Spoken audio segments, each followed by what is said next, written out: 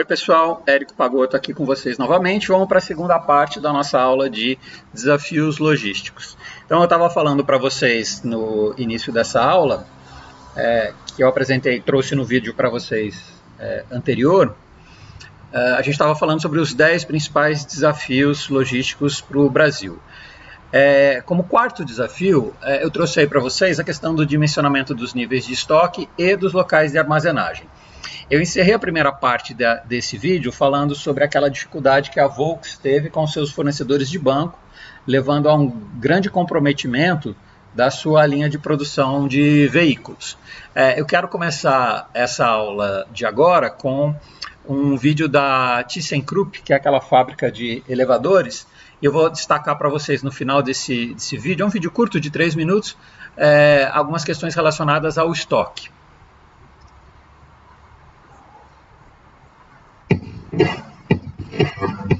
Você sabe o que é a Indústria 4.0?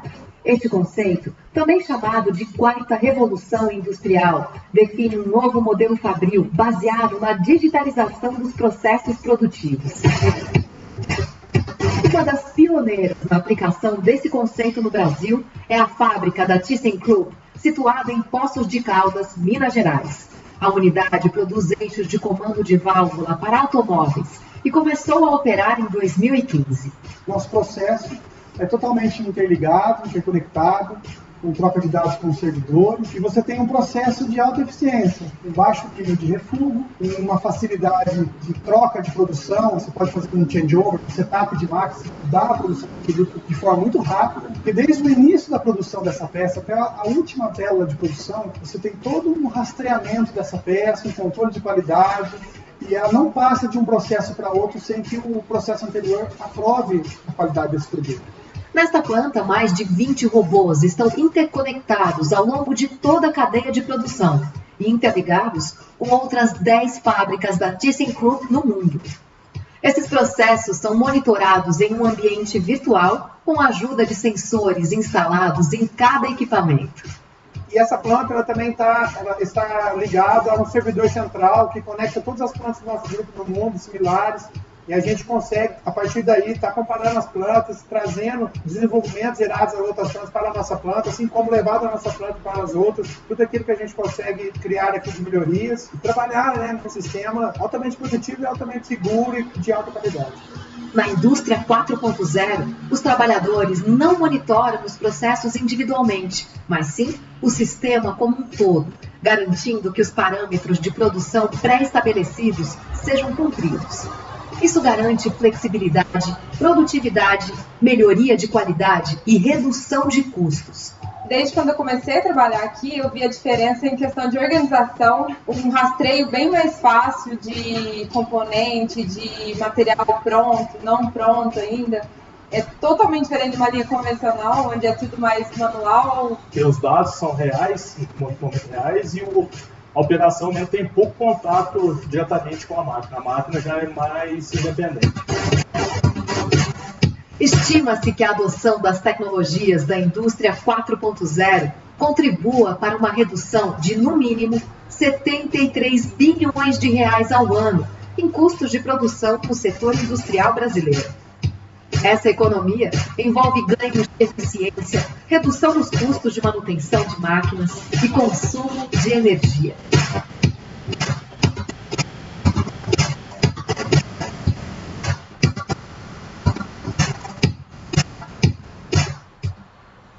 Bom, pessoal, como vocês viram, então, toda a linha de produção da ThyssenKrupp, ela é organizada mundialmente e isso permite uma maior eficiência na gestão, tanto de estoque como da produção. Lembrando que, como uma das funcionárias fala no vídeo, né, eles trabalham com 2 estoques. O estoque de matéria-prima e o estoque de produtos acabados. Isso garante uma performance muito melhor para a empresa e, portanto, um diferencial de mercado importante, né? O quinto ponto, como desafio logístico, eu queria comentar sobre a distribuição física dos produtos aos clientes.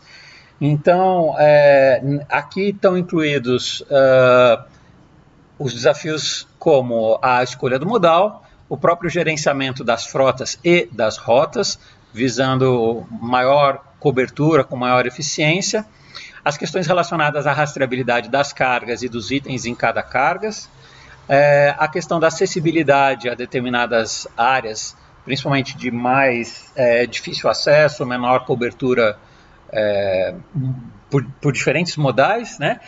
E bem como a contratação e o seguro de veículos de carga. São todos itens que devem ser planejados na etapa que antecede a operação da logística de saída, né? A logística outbound ou distribuição física, como eu estou trazendo aqui para vocês. O Brasil também é um país ainda muito carente em termos de infraestrutura logística. A gente tem um excesso de rodocentrismo. O que é isso? A nossa logística ela é muito pautada só no modal rodoviário, e isso faz com que outros modais sejam subutilizados. Então, portos, aeroportos, ferrovias são pouco desenvolvidos no Brasil. Essa situação tem começado a mudar recentemente. De uns 10 anos para cá que o Brasil tem começado a investir em novos modais.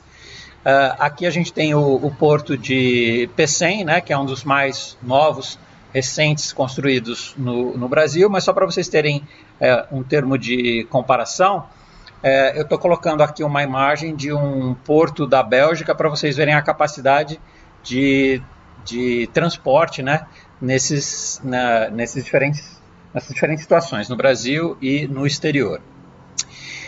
O sétimo ponto é a questão da gestão de equipes. Hoje em dia o Brasil ainda é carente na formação de pessoal especializado em todas as etapas dos processos logísticos, desde a armazenagem, produção, distribuição e logística reversa. Os profissionais, para atuar em logística, eles precisam então ter uma alta capacidade de organização e visão do todo, né? Saindo daquelas caixinhas de olhar só o processo que ele está encarregado, mas olhar o processo como um todo, com foco na qualidade do serviço final prestado ao cliente. Capacidade de se adaptar a diferentes situações e estar atento às inovações tecnológicas, ter facilidade de atuar em equipe, porque a logística não é feita sozinha, a logística é feita tanto com as equipes internas da própria empresa, como das equipes internas, como a gente viu nos vídeos anteriores que eu mostrei para vocês, onde as fábricas elas são interligadas tanto com os seus fornecedores, como com os seus clientes, como com as suas filiais e matrizes, né? Além disso, é necessário que o profissional de logística tenha criatividade para resolver problemas, às vezes pouco usuais. A matemática é fundamental, então ela faz parte do processo de planejamento e distribuição física, além da habilidade para lidar com dificuldades, imprevistos e pessoas de forma geral. A ATI, como eu tenho destacado para vocês, é um ponto bastante relevante. E aí eu queria passar o último vídeo da aula de hoje para a gente discutir um pouco sobre como esse processo de incorporação das novas tecnologias tem sido utilizado na logística.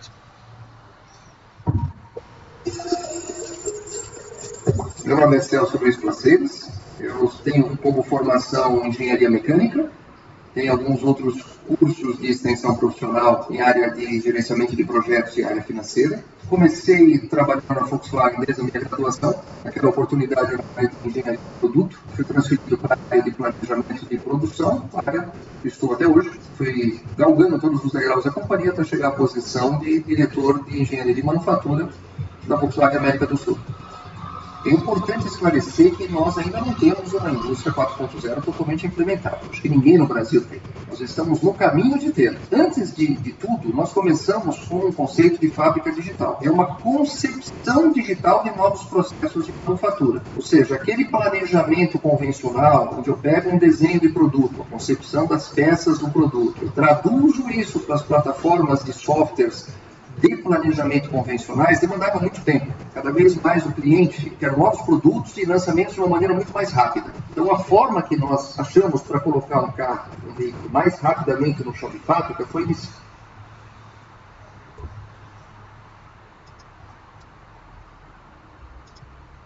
Opa, tive um problema aqui. Sistemas logísticos, tudo isso foi traduzido por uma mídia digital. E nós, através de softwares que são largamente utilizados no mercado, Nós juntamos isso numa única plataforma que nós batizamos de Fábrica Digital. Isso também não é mais uma novidade, muita gente que usa de diferentes maneiras. Com esta base, ficou fácil nós podemos criar o ambiente necessário para a inovação e trazer também novas tecnologias que nos permitisse a conexão com vários elementos no chão de fábrica. Ou seja, se eu consigo conceber digitalmente um processo, é fácil eu fazer a simulação. Fazendo a simulação, eu consigo antever erros e eu consigo enxergar oportunidades que num planejamento convencional seria muito mais difícil e demorado de eu enxergar.